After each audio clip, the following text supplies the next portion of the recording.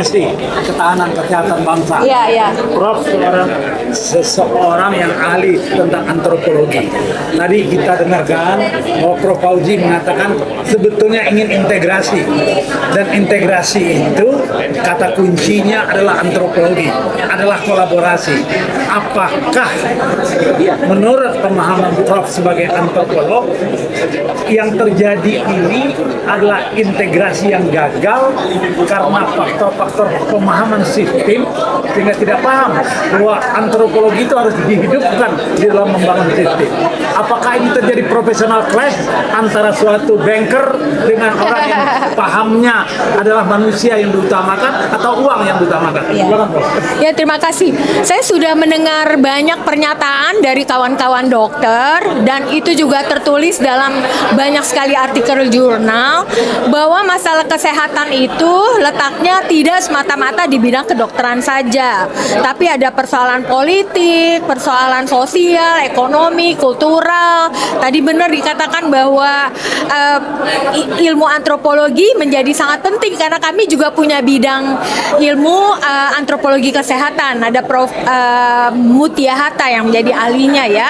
Dan para dokter mempelajari manusia secara sebagai human being, biologinya, dan para antropolog itu mempelajari manusia, cara-cara berpikirnya sehingga mereka bisa menciptakan sistem nilai, sistem berpikir untuk bisa melangsungkan kehidupannya dalam mencari makan seperti apa, bergaul seperti apa, dan lain-lain.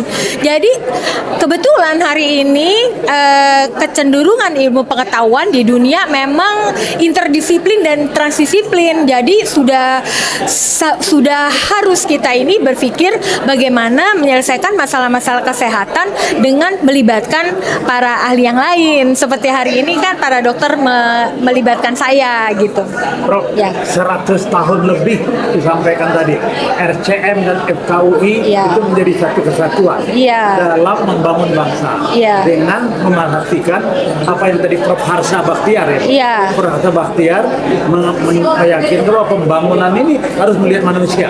ya. Nah, pertanyaan saya tadi Prof, apakah yang Prof sampaikan tadi bahwa Menteri Kesehatan hari ini terlihat terkesan diduga tidak memahami manusia, tidak memahami bahasa manusia, atau bagaimana Prof? Ya, kelihatannya begitu ya.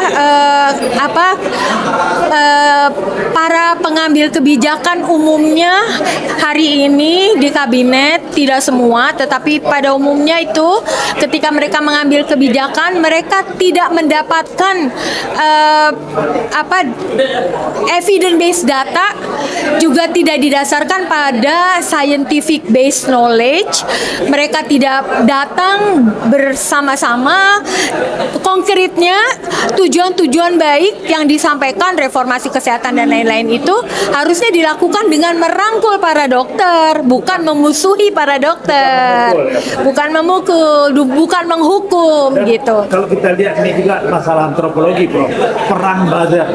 Peran buzzer yang luar biasa, dengan biaya yang luar biasa, sementara kelompok-kelompok yang disudutkan nggak punya kemampuan. Bagaimana? Ya, itu ada survei dari Kompas ya, liputan yang disampaikan beberapa hari kemudian, bagaimana buzzer-buzzer menjadi bisnis tersendiri.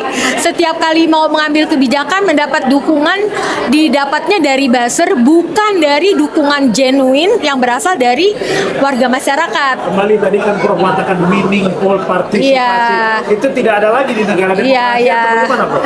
Ya, itu yang kita lihat sekarang. Tempo hari kan Mahkamah Konstitusi misalnya memutuskan agar Undang-Undang Cipta Kerja yang dibuat dalam waktu yang pendek dan tidak terburu-buru itu diruntuhkan karena tidak memenuhi syarat prosedural formal, dan kata-kata yang berasal dari MK itu adalah tidak terpenuhi partisipasi publik yang bermakna gitu. Dan rasanya juga dengan sesudah Undang-Undang Nomor Iya. 17 2023 ini dijalankan oleh Menteri Kesehatan, Iya. kita lihat otoritarian. Iya. Tentu saja membuka kemungkinan di MK nanti Iya. ini juga baik substansi Iya. maupun formal ya, Prof. Iya, Baik, Prof. iya, semoga terbuka ruang Sekali lagi, Prof, komunikasi. saya ingin bertanya, ini Ya kan seperti ini. profesional ini di dalam negeri ini kan harusnya bekerja sama. Iya. Tapi ada, kalau kesan saya ini, Prof, saya dari aliansi, kesannya itu ada profesional clash. Dan Iya. profesional clash itu merugikan sebetulnya. Iya. Nah, kalau terjadi profesional clash seperti ini, kan kita harus kembali ya, Prof, kembali kepada pembukaan Undang-Undang Dasar 45. Iya. Apakah kesehatan mau dijadikan industri atau kesehatan seperti pembukaan Undang-Undang 45, dan dari kacamata antropologi gimana nih, Prof? Oh ya, sama sekali tidak dibenarkan ya membuat ruang-ruang kesehatan, pendidikan itu dua pilar tuh. Kalau kita menjadi bangsa bagus ya, itu dijadikan ruang industri. Itu sama sekali tidak bisa dibenarkan. Dan tadi Prof menyampaikan Ya, itu ya. bahwa tidak ada tempat Ya. oleh baik entrepreneur yang kemudian mengupayakan Ya. masalah ekonomi terhadap Ya. kebenaran keilmuan gitu ya. Ya, kira-kira begitulah.